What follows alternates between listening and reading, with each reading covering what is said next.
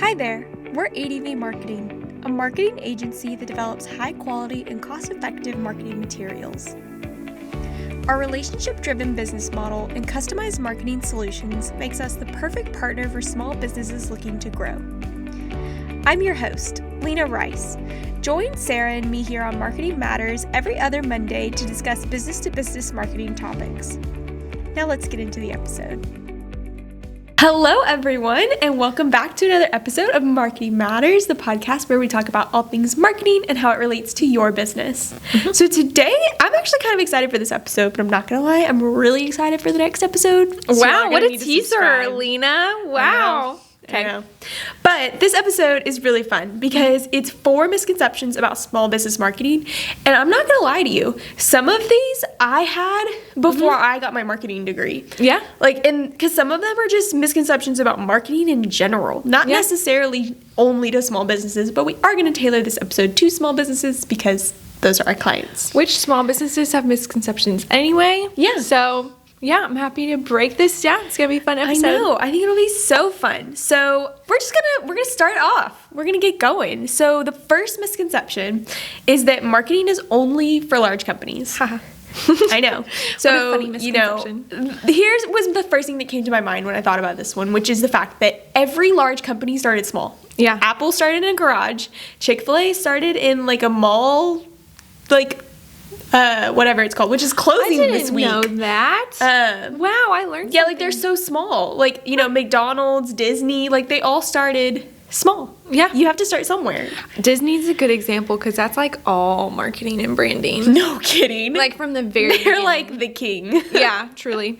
Yeah. The mouse. The copyright on the mouse is... I know. That's insane to me. I know. We could do a whole episode on that. I know, because that's all about protecting brand image and stuff. Okay, interesting. Which was, side tangent, I promise we'll but before we do. So what was really interesting, so I went to Disney World, I guess 2 years ago now, 2 or 3 years ago, and it was right before has it come up yet? I think it's next year. Really close. Okay. Yeah, it was when the discussion was starting to happen, because one of them had come up. I think it was Winnie the Pooh, somebody. So what I noticed, because we have a very specific image in our mind when we think Mickey Mouse, our generation and previous generations. Okay, well, I get to the park, and that is not the Mickey Mouse I saw. I was like, I don't know who this is. This is not him. Really? He looked totally different. He looked more... kind of more like an anime style cartoony, that, not completely, but that direction. If you Google him now, you'll probably see what I'm talking about. A different Mickey? It's a different Mickey. Is it the old Mickey? No. Interesting. No, because that one's up too, right? So so that's what I figured out what they were doing is I was they're retraining us so that when that copyright comes up, we're already used to this new Mickey, and when we see the old Mickey, we won't think that's the real Mickey. Yeah. Which I'm just wow. Their only hope of keeping the old Mickey copyright is tying it to their new brand. Yeah. Well, their brand again in a new way. But they've redone him.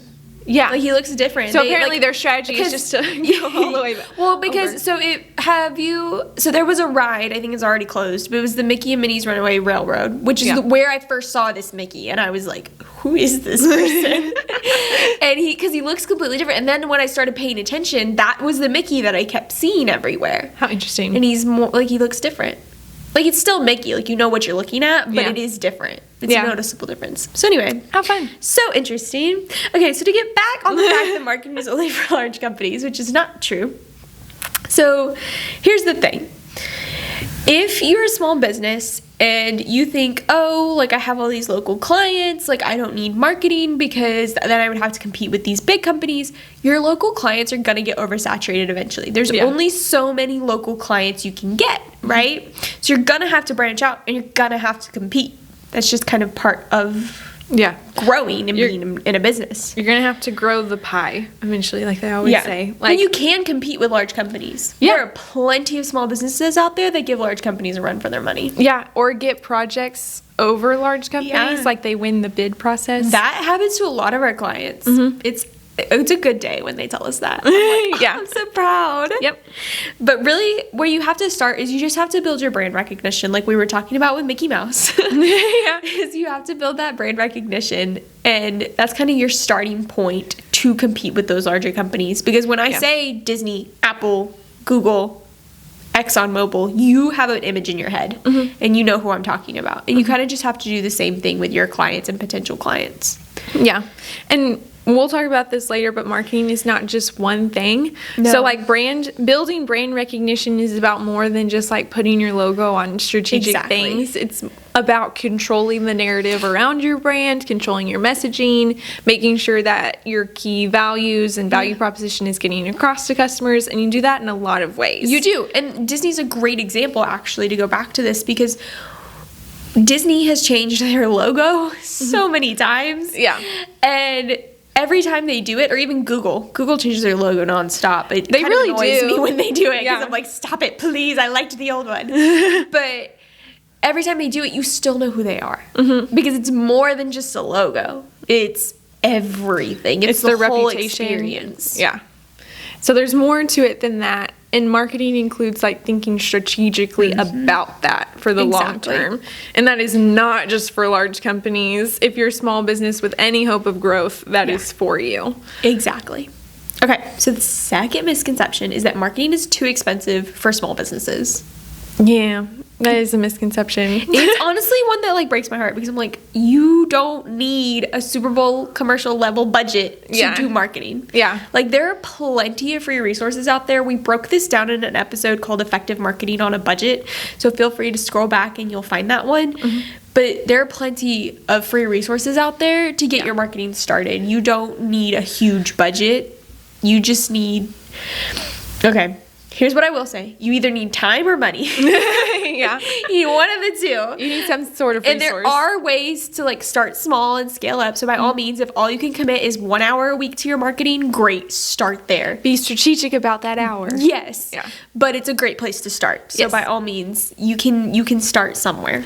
So a note on this, I recently was in a webinar and they were talking about data analytics specifically. And so there's this big thing with like Google Analytics for replacing Universal Analytics. Yeah. It's a big deal in marketing.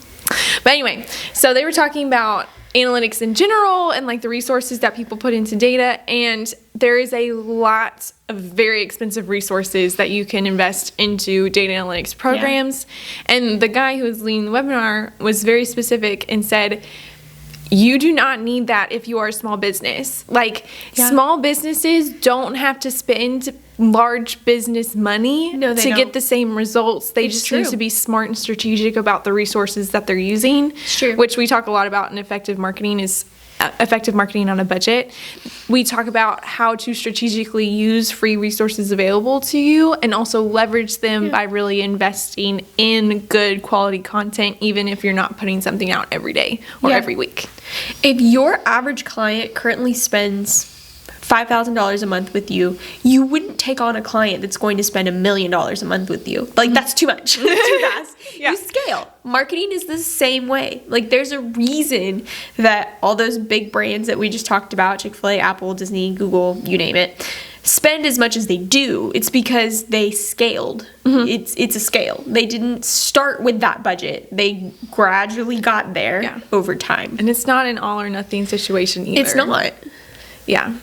So, the expensiveness of marketing should not get in the way. No. Because marketing's a lot of things. And there are plenty of free resources. YouTube is a great place to just get ideas and just, get some free training. Great place to start if you don't know where to start. Yeah. Okay, the next one. And this is a misconception that I had about marketing in general before I got my marketing degree, which is marketing is only about advertising, which doesn't apply to my B2B. Now, obviously, my misconception was that advertising, it was marketing, but anyway, this misconception is marketing is only about advertising, which doesn't apply to my B2B, because most B2Bs don't advertise the same way that B2C does. Yeah. That is true. Paid and sponsored content plays a different role Completely. in B2B marketing strategies than B2C marketing strategies. And you can still use them. Yeah. And there is a way that you do use advertising in like the strictest definition of advertising in B2B marketing, but it's not B2B the same role. Ads throw me for a loop every time. So I know. I've seen like billboards. So one of the things that we like to tell our clients is like, please don't get a billboard. Yeah. It's not going to do what you want it to do. Yeah. Which very, very few have said that they want a billboard. I don't think any have. But Yeah. like I think about like QuickBooks and Monday.com, I've seen billboards for, and I'm just like, I have questions. And I get it. They have an extremely broad audience, so it is different. They're not as niche because literally any business can use their product, and a lot of people are business owners or can influence that decision, but it's still just odd to me. We should start saying like industrial B2B Yeah, I clients know. or something like that, because B2B has started to mean like software as a service companies. Right. And advertising or marketing for software as a service companies is way different, just because of, like you said, like the scope and then the scale that they can distribute their products on is way different from like large industrial B2B companies. Exactly. So the thing is that, you know, marketing really is more than just advertising on LinkedIn or in an industry magazine or anything like that. Really, marketing, the idea in B2B is that they're prepping for your sales team. Yeah. So you can listen to our episode about marketing in the military and what they have in common, where we break down how that process really works. But that's what marketing's doing in B2B. It's not... For small B2B companies, it's not usually advertising. It can be once you've ramped up your marketing, but at the very beginning, you're not going to do a lot of advertising because there's a lot of prep work before you should advertise that needs to happen. You're going to do like content building, branding, messaging. Yeah, because we're not going to throw a LinkedIn ad out there while you have a terrible business, or terrible website. Or a terrible LinkedIn page. Yeah. Like, if you don't have something solid for them to go to after Exactly. clicking the ad, then like what's the point of the ad? Exactly. Especially like consistency. It's a whole thing. It's a whole thing. So in this section of this podcast, I'll give my definition of marketing, which is understanding and influencing the market. Like if you just think about marketing as a whole, that's what you're doing. You're understanding and influencing the market.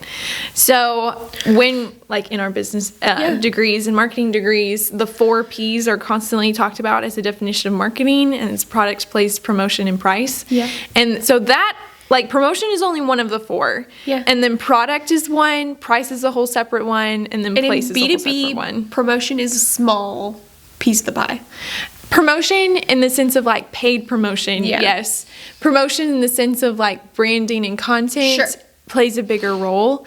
Product is really big in B2B. Huge, like, an understanding of the products and how it fits into the market and the competitive landscape is really big in B2B. It is. So just with that, like, advertising is a portion of promotion. Like it is 1/8, maybe less of the whole jigsaw puzzle that is marketing. Exactly. So if you understand that, then you start to realize how your B2B can leverage marketing as a whole, and then make smarter strategic decisions using that, and actually leveraging marketing to help actually achieve your goals.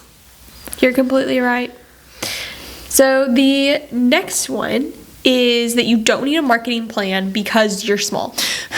This one hurts my heart. So we broke this down in episode 2 called Establishing Your Marketing Goals. Highly recommend you listen to that episode if you don't currently have marketing goals.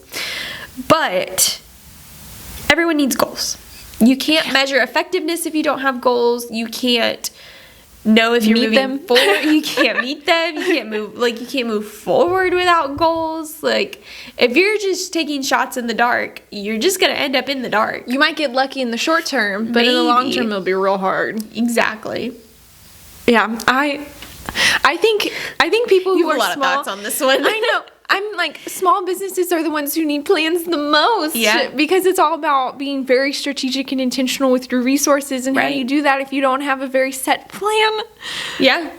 It scares me, Lena. But it's true. A lot of people come to us and they're like, oh, We've tried this or that, or like this has worked in the past, but we haven't really tried anything else, or we don't really know if that's effective or not because we don't have a baseline. Yeah, which is fine. Those are normal questions. Yeah, it's very normal, and we help establish that baseline to then make a strategy and plan. Yeah, but it's to think you don't need a plan is sad. It's real bad. Yeah. So okay, Sarah, what's your one takeaway from today?